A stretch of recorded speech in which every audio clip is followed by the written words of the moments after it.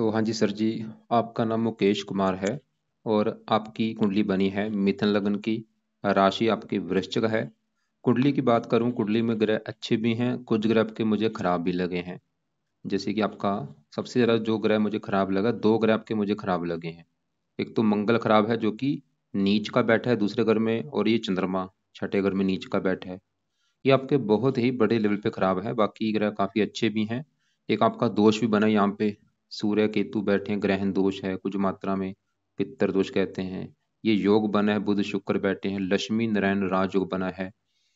और आपके जो सवाल है, आपको आपने जैसे बोला था कि आपको जो दिक्कत आ रही है, काफ़ी दिक्कतें आ रही हैं, शत्रु परेशान कर रहे हैं, धन संबंधी दिक्कतें हैं, कर्जा है, पैसा फंसा हुआ है, कोर्ट कचहरी के चक्कर लगाने पड़ रहे हैं, काफ़ी केस आपके ऊपर हुए हैं, कुछ केस हल हो चुके हैं, कुछ नहीं हुए। तो आपकी मतलब सवाल है धन को लेके, कर्जे को लेके, शत्रु, तो सब कुछ मैं अभी बताऊंगा। सबसे पहले देखो जी, जैसे आपने मुझे बोला था आपको काफ़ी नॉलेज भी है ज्योतिष के बारे में, तो क्योंकि मैं जब जब कुंडली बनाता हूँ थोड़ी सी बेसिक जानकारी बताता हूँ, फिर भी मैं थोड़ा सी एक बार रिपीट कर देता हूँ। यहाँ पे जो मैंने 12 घर लिख रखे हैं, इन 12 गुरु से कुछ ना कुछ देखा जाता है। जैसे कि जो पहला घर है, पहले घर से हम आपका शरीर देखेंगे, हेल्थ देखेंगे, स्वभाव रंग रूप देखेंगे, पर्सनैलिटी देखेंगे, सर देखेंगे, मस्तक देखेंगे। दूसरे घर से आपका धन जोड़ना, परिवार का सुख, वाणी। तीसरा घर छोटे भाई बहन, छोटी यात्राएं, पराक्रम, उद्यम। चौथा घर माता, मकान, वाहन। पांचवा घर बच्चों का है। छठा घर शत्रु, रोग, कर्जा, कोर्ट कचहरी। सातवां घर आपकी पत्नी। आठवें घर से उम्र। नौवें घर से भाग्य। 10वां घर काम काज। 11वां घर है लाभ, इच्छा पूर्ति। 12वें घर से खर्चे। मतलब जो कुछ देखना है वो घर देखना होता है, और घर का मालिक देखना है। जैसे कि अगर आपका सवाल है आपकी पत्नी को लेके, तो 12 घरों में जो पत्नी का घर होता है वो 7वां घर होता है। तो आपकी पत्नी के लिए 7वां घर देखा जाएगा, और 7वें घर में नंबर लिखा है 9 नंबर। 9 है धनु राशि। धनु राशि का जो मालक है वो है गुरु। तो आपकी पत्नी के लिए हमें गुरु ग्रह को देखना पड़ेगा। तो ऐसे ही जो भी कुछ देखना है कुंडली का, वो घर देखना है और घर का मालक देखना है। अब बात करते हैं भविष्यवाणी की। भविष्यवाणी में होता क्या है, ये जो 9 ग्रह होते हैं, इनका जो असर है वो हमारे जीवन के ऊपर हमेशा रहता है, लेकिन इनका असर उस समय कई गुना बढ़ जाता है जब इनकी चलती है दशा। मतलब आपके ऊपर आज के समय में असर सभी ग्रहों का है, लेकिन असर आपके ऊपर ज्यादा है शुक्र और बुध का, क्योंकि इनकी चली हुई है आपके ऊपर दशा। शुक्र की बड़ी महादशा है, ये 7 से चली हुई है, 27 में खत्म होगी। इसका आपके ऊपर है सबसे ज्यादा अभी असर। और बाकी कुछ असर आपके ऊपर बुध का भी, जिसकी चली है अंतरदशा। 11वां महीना 23 से चली है, 9वां महीना 26 में खत्म होगी। एक आपके ऊपर चतुर्दया भी चली हुई है शनि की, जो कि 17 जनवरी 23 से चली है। एक बार मैं फिर बोलूंगा, मैंने भी क्या बोला कि आपके ऊपर जो असर है, असर सभी ग्रहों का है, लेकिन ज्यादा असर है आपके ऊपर शुक्र का। और ज्यादा असर शुक्र का, थोड़ा सा असर बुध का भी है, और एक शनि की चतुर्दया का भी असर है। इनकी मैं पहले बाद में बात करता हूँ। पहले आपके जो ग्रह खराब, उनको मैं थोड़ा सा ज्यादा कवर करूंगा, मंगल और चंद्रमा को। ये दो ग्रह आपके मुझे ज्यादा खराब है, अब इनको विस्तार में समझाता हूँ क्यों खराब है। तो पहले आपका जो चंद्रमा है, इसकी बात करते हैं। चंद्रमा देखो जी कहाँ बैठा है, कुंडली के छठे घर में। चंद्रमा खराब होने के हैं दो कारण, दो तीन कारणों से खराब है। चंद्रमा खराब होने का सबसे पहला कारण कि ये कुंडली के छठे घर में आके बैठा है खराब घर में। क्योंकि छठे घर से क्या देखते हैं, छठे घर से रोग, शत्रु, कर्जा, कोर्ट कचहरी, चोरी, ठगी, विश्वासघात, विघ्न, बंधाएं, ऐसी खराब चीजें छठे घर से देखते हैं। ये खराब घर है। इस घर में जो भी ग्रह बैठता है वो अच्छे फल नहीं देता। कुछ कंडीशनें होती हैं, अगर वो सरल नामक विपरीत राजू लेके बैठा हो तब अच्छे फल देता है। तो चंद्रमा आपका खराब इसलिए, एक तो छठे घर में है, और दूसरा खराब होने का सबसे बड़ा कारण, छठे घर में जो 8 लिखा है ये वृश्चिक राशि, जो कि चंद्रमा की नीच राशि है। तो ये नीच का होने की वजह से खराब ज्यादा है। छठे घर में भी बैठा है, वो भी कारण है खराब होने का, लेकिन ज्यादा खराब इसलिए क्योंकि ये नीच का बैठा है। तीसरा कारण ये इस कुंडली में मार्केश भी है। अब चंद्रमा देखो जी, हमने देख लिया कि वो खराब है, तीन कारणों से नीच का है, दुश्मन के घर, छठे घर में बैठा है खराब घर में, और मार्केश। अब क्या खराब फल देगा, अब सवाल ये है। चंद्रमा जिस घर का है मालक, उस घर को लेके दिक्कत आपको पैदा करेगा। और चंद्रमा का घर है ये दूसरा घर। और दूसरे घर से जो चीज देखी जाएंगी, दूसरे घर से देखो जी, मेन हम देखते हैं धन जोड़ना। ये धन का घर होता है, खासकर धन जोड़ना। जो भी आप अपनी लाइफ में धन जोड़ेंगे, जो आपका बैंक बैलेंस होगा, धन की स्थिति जाननी है, आपकी आर्थिक स्थिति, दूसरे घर से देखा जाएगा। दूसरा घर आपके परिवार का भी है, परिवार का सुख कैसा होगा, वाणी भी यहाँ से देखी जाती है। अब ये चीज अगर देखनी है, हमें दूसरा घर देखना पड़ेगा, और फार्मूला क्या है, घर का माल का देखना होता है। तो दूसरे घर में क्या लिखा है, 4 4 है, कर्क राशि, मालक बना चंद्रमा। तो दूसरे घर के मालक चंद्रमा को देख के डिसाइड होगा, और वो आपका हमने क्या देखा, वो आपका खराब है। दूसरे घर का मालक चंद्रमा, देखो एक होता है धन कमाना, एक जोड़ना होता है। कमाना 11वें घर से, जोड़ना दूसरे घर से। तो धन जोड़ना आपका चंद्रमा से देखेंगे जो कि नीच का बैठा है, धनहीन जो बना है। चंद्रमा ये दिखा रहा है कि आप धन जोड़ नहीं पाएंगे, आपका धन खर्च होता रहेगा। कहाँ पे खर्च होगा, सवाल ये है। तो धन जाके बैठा है छठे घर में, बीमारी के घर में। ये रोग का घर है। धन आपका खर्च कहाँ पे होगा, बीमारी के ऊपर। अब धन फिर चला गया छठे घर में। छठा घर किसका है, शत्रु का। शत्रु के द्वारा आपके धन की हानि होगी। छठा घर कर्जे का भी है, धन चला गया कर्जे के घर में।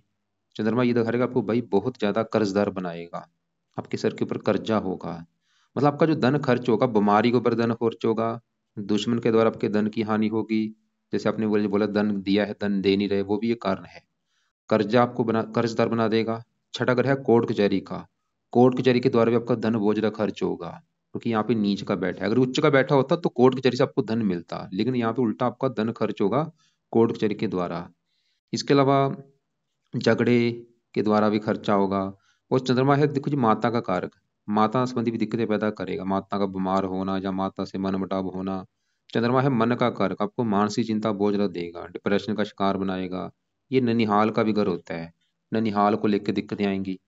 चंद्रमा का बुरा फल कई गुना बढ़ेगा इसकी दशा में। अब इसकी दशा जो है वो बड़ी दशा तो चलो आगे जाके आएगी, ये 33 में चलेगी। इसमें दिक्कतें और भी आएंगी लाइफ में आपको। 33 से लेकर 43 का जो समय होगा, ये भी आपका बुरा समय होगा। या जब छोटी दशा इसकी चलेगी, छोटी दशा वैसे ही निकल चुकी, 12 से चली थी 13 में। तो मंगल देखो जी और भी काफी चीजें हैं। दूसरा अगर क्योंकि परिवार का है, ये परिवार को भी लिख के दिक्कतें करेगा। जहाँ तो परिवार से बनती नहीं, या परिवार से दूर जाना पड़ता है। वाणी का, वाणी कठोर करेगा, क्रोधी बनाएगा, जिद्दी बनाएगा। मतलब अगर आपने इसको सही कर लिया, इसको सही करेंगे भाई, तभी आप धनी बन पाएंगे, तभी आपका धन जुड़ेगा, तभी आपका धन आपको वापस मिलेगा जो आपने दे रखा है लोगों को। दुश्मन तभी कम होंगे, तभी कर्जे से बचेंगे। मतलब लिख लो, चंद्रमा को सही करने से धन संबंधी दिक्कतें दूर होंगी, परिवार का सुख मिलेगा, माता का सुख मिलेगा, कर्जे से बचेंगे, रोगों से बचेंगे, मानसिक चिंता नहीं होगी। चंद्रमा आपको जो रोग देगा, ये रोग आपको जहाँ तो वृश्चिक राशि का रोग देगा, या चंद्रमा का जो रोग है आपको हो सकता है। चंद्रमा के जो भी रोग हैं उनसे जुड़ा कोई आपको रोग हो सकता है, उस बीमारी से के ऊपर भी आपका धन खर्च होगा। खासकर चंद्रमा की जो दशा आगे चलेगी 33 में, उसमें इसकी बीमारी आपको होगी। लेकिन अब सवाल कि इसके क्या उपाय करने हैं, अभी इसके मैं उपाय बताता हूँ, लेकिन उससे पहले हम आपके मंगल की भी बात कर लेते हैं।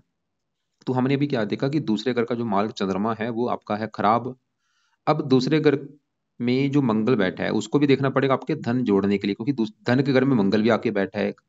अब मंगल की बात करूं, तो मंगल आपका देखो जी दूसरे घर में, वो भी यहाँ पे नीच का बैठा है। ये जो 4 लिखा है कर्क राशि में, मंगल नीच का बैठा है। जैसे चंद्रमा क्यों खराब था, क्योंकि नीच का है। अब मंगल भी आपका दूसरे घर में आके जहाँ बैठा है नीच का हो चुका है। अब मंगल क्या बुरे फल देगा, मंगल जिन ग्रहों का है मालक, मालक मंगल एक दो ग्रहों का है। एक तो मंगल का इस कुंडली में जो घर है वो है ये 11वां घर। 11वें घर से देखो जी काफी चीजें देखते हैं, लेकिन मेन इस 11वें घर को लाभ का घर कहा गया। लाभ, जो भी हमें जीवन में लाभ होते हैं 11वें घर से। 11वां घर आमदनी का होता है, आमदनी, बड़े भाई बहन, इच्छा पूर्ति, लाभ, धन कमाने के साधन, ये चीजें 11वें घर से देखेंगे। 11वें घर में एक लिखा है, एक है मेष राशि, मालक बना मंगल। तो 11वें घर की चीजें देखेंगे मंगल से, जो कि नीच का बैठा है। जैसे कि 11वां घर बड़े भाई का है, अगर आपका कोई बड़ा भाई होगा उसको लेकर दिक्कत आएंगी। लाभ नीच का बैठा है, लाभ भंग योग बना है, कामों में लाभ नहीं होगा। आमदनी नीच राशि में, आमदनी आपकी कम होगी, खर्चे ज्यादा होंगे, और भी इच्छाएं पूरी नहीं होने देगा। और मंगल देखो जी इस कुंडली में इसी छठे घर का भी मालक है, जहाँ पे ये चंद्रमा बैठा है। क्योंकि छठे घर में जो 8 लिखा है ये वृश्चिक राशि, ये मालक बना मंगल। तो छठे घर का जो डिपार्टमेंट है वो मंगल के पास है। और छठे घर से क्या देखा जाता है, रोग, शत्रु, कर्जा, कोर्ट कचहरी। तो ये छठे घर की जो चीजें उठा के इसने मंगल ने कहाँ रख दी, धन के घर में, और वहां पे रखी भी नीच राशि में है। अगर यहाँ पे मंगल उच्च का बैठा होता वो बात लगती। जैसे कि मान लो अब छठा घर है रोग का है, रोग कहाँ चला गया, धन के घर में, नीच का। मतलब रोगों के ऊपर धन मंगल भी आपका खर्च कराएगा। छठा अगर कर्जे का, कर्जा नीच राशि में, मंगल भी ये दिखा रहेगा आपको भाई कर्जदार बनाएगा। छठा अगर शत्रु, शत्रु नीच राशि में, धन के घर में, शत्रु के द्वारा धन की हानि होगी। कोर्ट कचहरी धन के घर में, कोर्ट कचहरी के ऊपर धन बहुत ज्यादा खर्च होगा, ननिहाल को लेकर दिक्कतें। और मंगल छठा घर देखो जी और भी काफी चीजें अगर गहराई में देखनी है, ये मंगल दूसरे घर की हानि करेगा। ये दूसरा घर धन जोड़ने का, धन की हानि करेगा, आपके धन आपको धन ही नहीं बनने देगा, धन को लेकर दिक्कतें आएंगी बहुत सारी। परिवार का घर है, परिवार संबंधी दिक्कत है। वाणी का घर है, मंगल क्रूर है, आपकी वाणी कठोर कर देगा, आपको क्रोधी बनाएगा, जिद्दी बनाएगा, लड़ाकू बनाएगा, और आपकी वाणी की वजह से आपके काम बिगड़ेंगे। इसलिए भाई अपनी वाणी पे कंट्रोल करें। और मंगल है छठा घर, काफी चीजें अगर गहराई में जाना है और मैं आपको गहराई में बताता हूँ। जैसे कि छठा घर है चोरी का होता है, या आपका धन चोरी करा सकता है, जहाँ आपको चोरी करने की आदत हो सकती है। छठा घर, ये मंगल देखो जी, ये आपको, आप झूठ बोलने वाले होंगे, झूठ बोलने का, अब ये झूठ बोलने वाला बनाता है आपको, आप मतलब काफी झूठ बोलेंगे। दूसरा अगर चेहरे का होता है, चेहरे का कोई रोग आपको दे सकता है, चेहरे से जुड़ा रोग कोई हो सकता है। मंगल जैसे कि अग्निकारक है, तो आपका चेहरा जल भी सकता है। जहाँ चेहरे में कोई दिक्कत, जैसे कि खासकर राइट आंख का है, राइट आंख में दिक्कत पैदा कर सकता है, राइट आंख में कोई चोट लग सकती है, या राइट आंख आंख का ऑपरेशन हो सकता है, या राइट आंख में कोई रोशनी आंख की कम हो सकती है। मतलब काफी चीजें हैं भाई, अगर मैं गहराई में जाऊं, क्योंकि अभी सभी ग्रहों को कवर करना, आपको मैं मोटा मोटा सा बता रहा हूँ। जैसे कि मंगल देखो जी, क्योंकि छठा घर कर्जे का है, और मंगल वैसे भी कर्ज का कारक भी होता है। ये छठे घर का भी कारक है और कर्जे का भी कारक, आपको कर्जदार तो बनाएगा ही पक्का, कन्फर्म है। और भी काफी चीजें हैं, मतलब आप समझ लो, मैं पहले आपको बता चुका हूं, बस भाई दो ही ग्रह खराब हैं, इनको सही कर लिया, आपकी हजारों दिक्कतें छू मंतर हो जाएंगी। जो भी आपके कोर्ट के चक्कर लगा लो, धन फंस रहा है, कर्जा फंस रहा है, दुश्मन बने हैं, ये दो कारण है।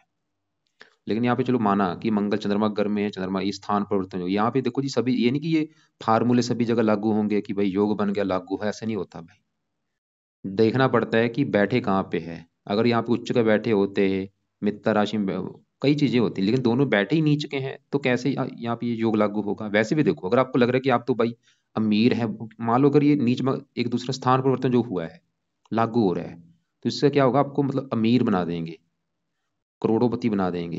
क्योंकि ऐसा नहीं होगा, क्योंकि ये देखो जी नीच के हैं, क्योंकि मैं खाली आपकी कुंडली नहीं देख रहा, हजारों कुंडलियां मैं देख चुका हूँ, जो मैंने प्रैक्टिकल किए हैं ये। क्योंकि एक तो ये दोनों मार्किश भी हैं कुंडली में। यहाँ पे पेन कापी लेके लिख लो कि अगर मंगल को आप सही करते हैं, जीवन में फायदे क्या होंगे। तो मंगल को सही कर लिया, धन की हानि नहीं होगी आपको, आप कर्जे से बचेंगे, दुश्मनों से बचेंगे, बीमारी के ऊपर धन खर्च नहीं होगा। 11वें घर का मालिक मंगल है, आपकी आमदन बढ़नी शुरू होगी मंगल को सही करने से। आपको प्रॉफिट होगा तभी जब मंगल को सही करेंगे। बड़े भाई बहन को सुख अच्छा है, और भी कई फायदे हैं, हजारों फायदे समझ लो। तब इनके मैं उपाय बताता हूँ, अब उपाय क्या है। तो देखो जी, वारी वारी से आप इनके मंत्र एक बार सिद्ध करो। सबसे पहले तो आप चंद्रमा के मंत्र एक बार पूरे कर लो।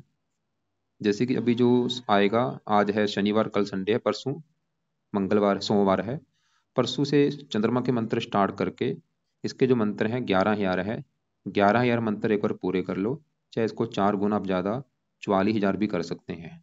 तो फर्स्ट काम आपका क्या है, सोमवार से ये मंत्र स्टार्ट करो। मंत्र पूरे करने में आपके चाहे 11 दिन लग जाए, 21 दिन लग जाए, चाहे 40 दिन लग जाए, चाहे 2 महीने भी लग जाए, कोई बात नहीं, मंत्र पूरे कर लो। मंत्र है ओम सोम सोमाय नमः। संकल्प लेके स्टार्ट करना, संकल्प की वीडियो लग से मैं भेज दूंगा, फिर भी मैं थोड़ा सा बता देता हूँ। तो सोमवार को सुबह के टाइम आप ये बोलना कि हे चंद देवता जी, मेरा नाम है मुकेश, मेरी जाति ये है, गोत्र ये है, आप मेरी कुंडली में छठे घर में नीच के बैठे हैं, धन के मालक हैं, और मुझे सबसे बड़ी दिक्कत धन को ही लेके आ रही है, धन की हो ज्यादा हानि हो रही है। इसलिए आपके मैं मंत्रों की जो संख्या है वो पूरी करने जा रहा हूँ, ताकि आपकी कृपा दृष्टि बनी रहे, आपका बुरा फल प्लीज मुझे ना मिले। तो इस प्रकार आप संकल्प लेके ये भाई मंत्र पूरे कर लो। मंत्र जब पूरे कर लेंगे, फिर क्या करना, मंत्रों को छोड़ देना। फिर आपने मंगल के मंत्र शुरू करने हैं। मंगल के मंत्र मतलब वारी वारी से दोनों के मंत्र पूरे करो। पहले चंद्रमा के मंत्र पढ़ लो, बाद में मंगल के भी जो मंत्र हैं 10,000 हैं, वो भी पूरे कर लेना। इसको भी आप चाहे 4 गुना ज्यादा 44,000 कर लेना, चाहे 2 गुना कर लेना जरूर एक बार। मंगल के भी जो मंत्र हैं ओम अंग अंगार का नमः। अब जब मान लो आप ये मंत्र पूरे कर लेंगे, फिर क्या करना, मंत्रों को छोड़ देना। जो मंत्र पूरे हो चुके हैं छोड़ देना, फिर आपने इनके दूसरे जो उपाय करने हैं वो लिखो। चंद्रमा के जो 2 पाठ है वो आपने पढ़ने शुरू करने हैं, जो कि है चंद कवच का पाठ, और दूसरा पाए चंद स्रोत का पाठ। ये है 2 पाठ, चंद कवच, चंद स्रोत, 2-2 मिनट के पाठ हैं। सुबह के टाइम इनको पढ़ा करो, या इनकी ऑडियो लगा के सुन लिया करो। तीसरा पाए चंद्रमा का आपने करना है दान। दान से इसकी पावर 0 होगी। और ये दान कोशिश करो, वैसे तो रोजाना भी कर सकते, लेकिन सोमवार को जरूर करो। सोमवार को 2 किलो, 3 किलो, 10 किलो, चंद्रमा का दान ले लो, जैसे दान इसका होता है सफेद रंग का दान, चावल चीनी दूध, इसके दान की वीडियो अलग से आपको मैं भेज दूंगा। तो वो दान आपने चंद्रमा का मंत्र करते करते वो दान आपने करना है, करते रहो, हर सोमवार को दान कर दिया करो। चौथा उपाय, चंद्रमा के देवता हैं शिव जी, तो आप शिव जी की पूजा उपासना भाई किया करो। रोजाना शिव जी के मंदिर जाओ, शिवलिंग पर जल चढ़ाया करो, दूध चढ़ाओ, कच्ची लस्सी चढ़ाओ, वहां पे बैठ के शिव जी शिव चालीसा पढ़ सकते हो, या ओम नमः शिवाय का जाप किया करो। मतलब आपको शिव जी का सहारा लेना पड़ेगा चंद्रमा को सही करने के लिए। अब ऐसे ही मंगल के लिए आप देखो जी, मंगल के उपाय लिखो। अब मंगल के भी आप पहला उपाय जो है, मंगल, क्योंकि आपका अगर कर्जा चढ़ा है तो मंगल का एक पाठ है, वो है ऋण मोचन मंगल स्रोत का पाठ। मोचन मंगल स्रोत का पाठ, ये पाठ पढ़ने से आपका कर्जा उतरेगा। 2 मिनट का पाठ है रोजाना, ये पाठ 2 3 4 पाठ पढ़ा करो। मतलब एक बार पढ़ लिया है, दोबारा फिर पढ़ लो, दोबारा फिर पढ़ लो, या नहीं पढ़ना आता ऑडियो लगा के सुना करो, सुन लिया है दोबारा फिर सुनो, दोबारा फिर सुनो, ऐसे सुनना है। दूसरा उपाय, मंगल कवच का पाठ पढ़ना है। तीसरा उपाय, मंगल स्रोत का पाठ पढ़ना है। अगर आपको लगता है कि ज्यादा हो जाएंगे भाई इतने मैं कैसे करूं, तो मंगल स्रोत का चाहे रहने देना।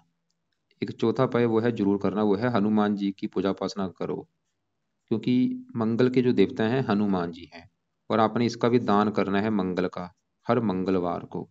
तो ये चीजें अभी आपको मैंने क्या क्या बोली है, एक बार रिपीट करता हूँ। सबसे पहले चंद्रमा के मंत्र एक बार पूरे करो, उसके बाद मंगल के मंत्र पूरे करने हैं। जब ये मंत्र आपके पूरे हो जाएंगे फिर आप ये पाठ पढ़ने शुरू करना, चंद कवच का पाठ, चंद स्रोत, और सुबह के टाइम ही ऋण मोचन मंगल स्रोत और मंगल कवच का पाठ। और इनके जो देवता हैं, चंद्रमा के देवता शिव जी और मंगल के देवता हनुमान जी, इनकी पूजा उपासना करनी है, इनके मंत्र जाया करो, इनका कोई ना कोई पाठ पढ़ा करो।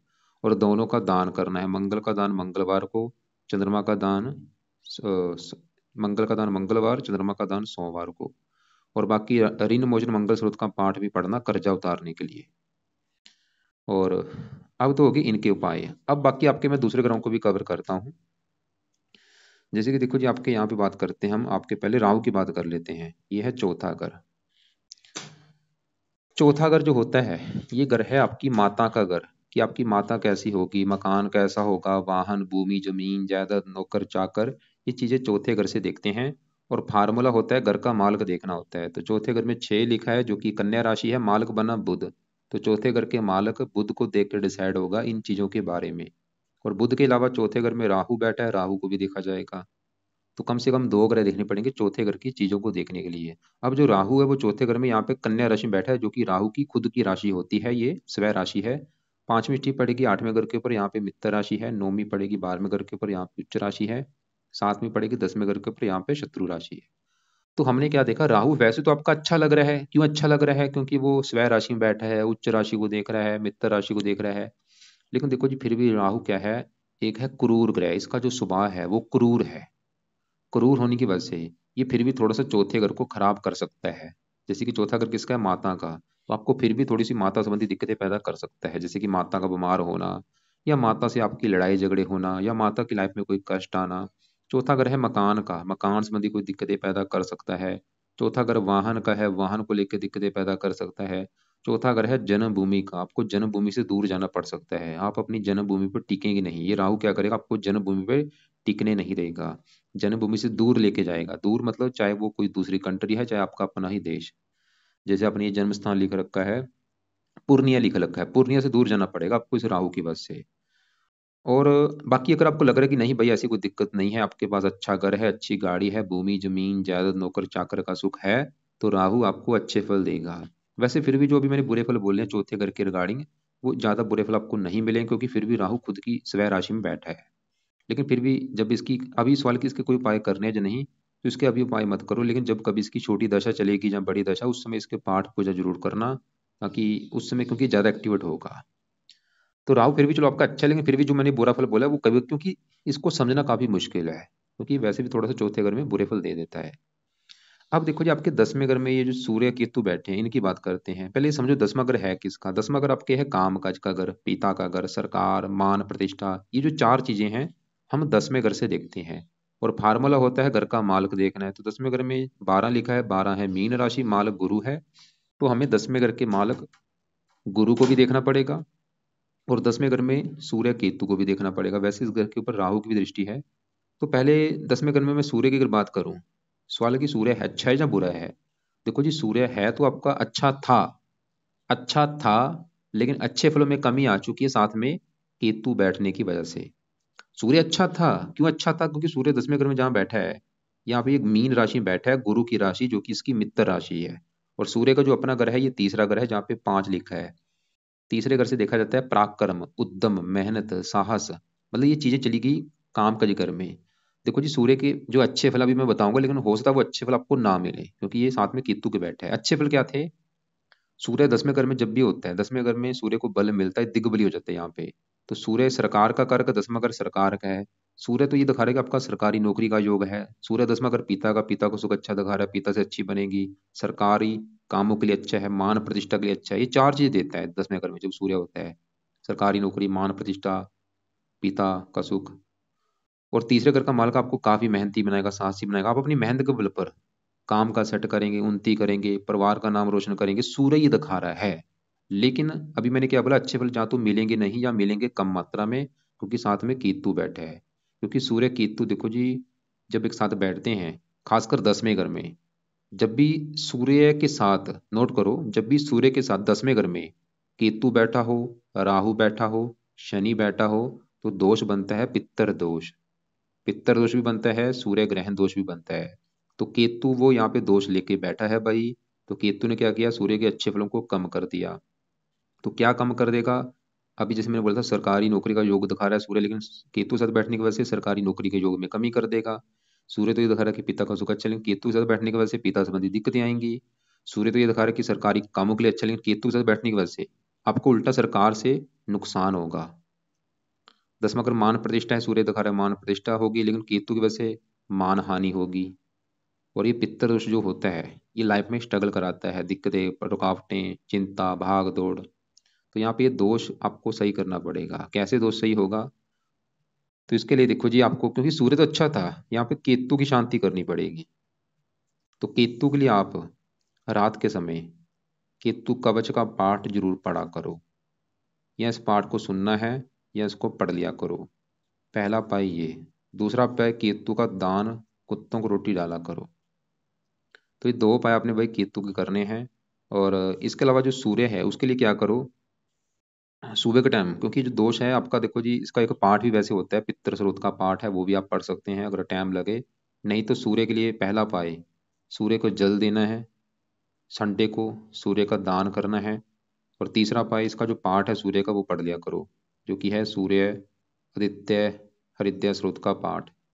तो 3-4 मैंने सूर्य के उपाय बोल दिए हैं। जल देना है रोजाना, दान संडे को कर दिया करो, ये पाठ जरूर पढ़ो सूर्य का।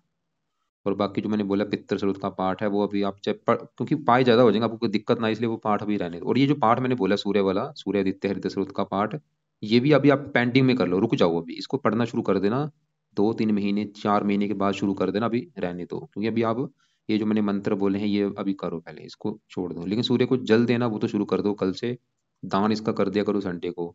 और केतु कवच का पाठ ये तो शुरू कर ही दो। ये तो क्योंकि आपने रात के समय करना, अभी रात का भी आपका समय पूरा ही खाली है, क्योंकि रात को अभी आपको मैंने कोई उपाय नहीं बोला। तो ये उपाय केतु कवच का पाठ रात को पढ़ना है।